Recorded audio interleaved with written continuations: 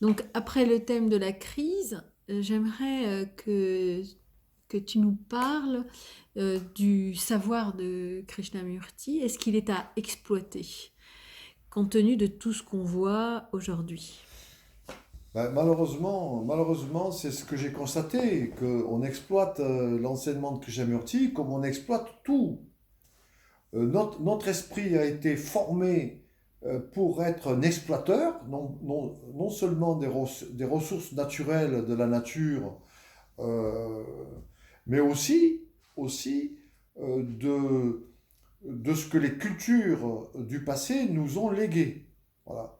Donc nous sommes devenus les uns et les autres des exploiteurs euh, de toutes sortes de savoirs, de Tu peux donner sortes, des exemples de ce que toi tu as vu avec tes propres toutes sortes de yeux? techniques.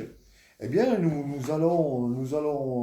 prenons l'enseignement de Krishnamurti, toutes ces causeries, pour en faire des cycles de formation, pour en faire des séminaires, pour réunir des gens qui vont venir à des séminaires très coûteux d'ailleurs, en général, et distribuer ce savoir de partout. Aujourd'hui, c'est même en Chine, en Russie, euh, en Amérique du Sud, de partout, pour distribuer l'enseignement de Krishnamurti.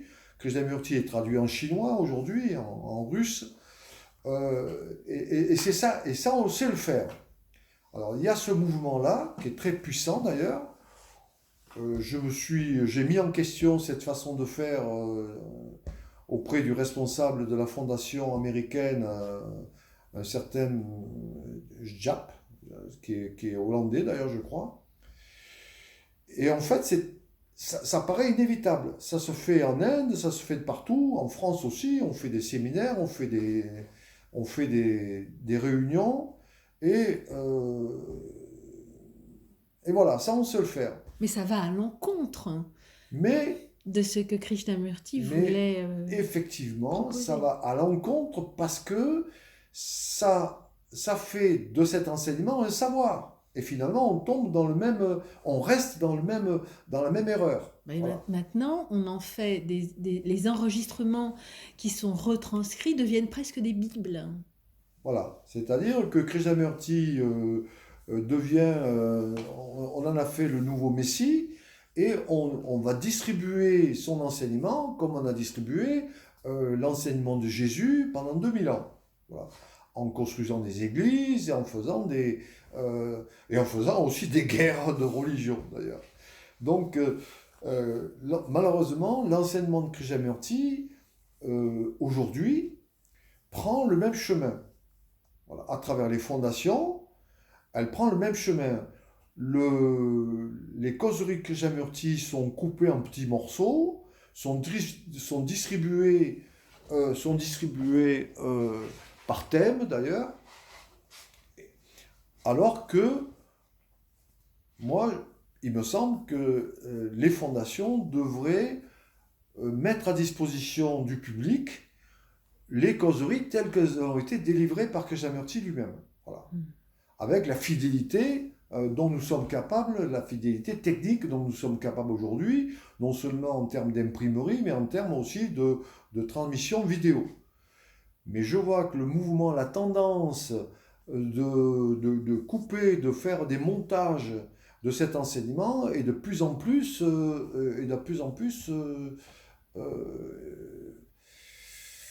mise en œuvre.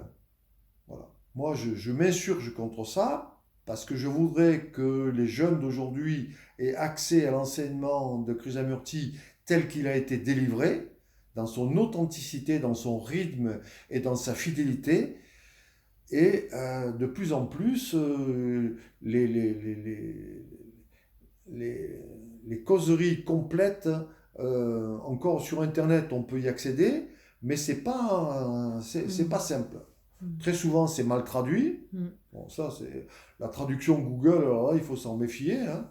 C'est vraiment catastrophique. Mais enfin, au moins, ça existe sur Internet. Mais il faudrait certaines précautions, en quelque sorte, il faudrait prendre des précautions pour,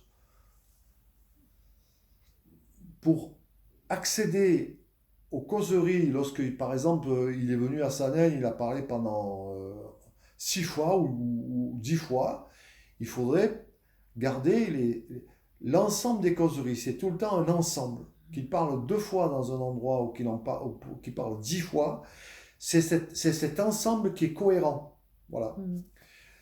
Alors, est-ce qu'on ne pourrait pas faire un parallèle entre justement la parole du Christ ou la parole de Mahomet ou la parole de Bouddha ou la parole de Moïse? Est-ce que finalement on n'arrive pas au même constat? C'est-à-dire comment ces paroles sont déformées et finissent en fait par faire ce que Krishnamurti dénonçait, c'est-à-dire cette division.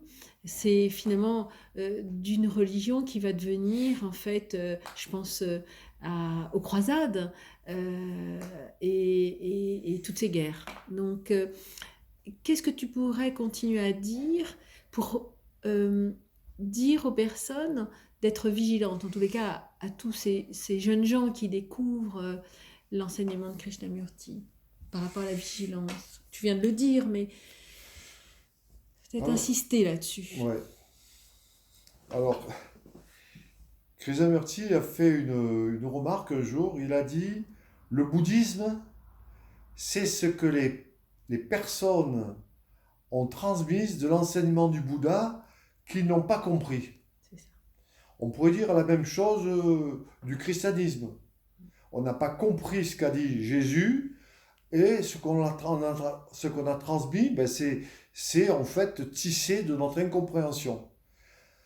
Alors là, la chance extraordinaire que nous avons avec Krishnamurti, c'est que nous avons évolué depuis le Bouddha et puis depuis Jésus, technologiquement, puisque nous avons appris d'abord la sténo, puisque les premiers textes de Krishnamurti étaient pris en sténographie, et ensuite en audio, c'est-à-dire en enregistrement audio, et ensuite en vidéo.